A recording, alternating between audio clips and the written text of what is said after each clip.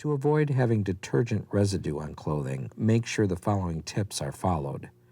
Use the detergent dispenser for adding detergent to the wash. If the powder detergent is old or has signs of clumping, discard it and buy fresh detergent. Do not overload the washer. The washer can be fully loaded but not tightly packed. The wash load must be balanced. Detergent can be trapped in the load if overloaded. If the wash water is colder than 60 degrees Fahrenheit, powdered detergent may not dissolve completely. Try using liquid detergents for colder water temperatures.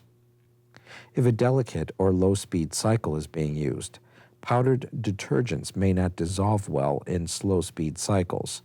For best results, use liquid detergent for slow-speed cycles such as hand wash wool and silk ultra delicate.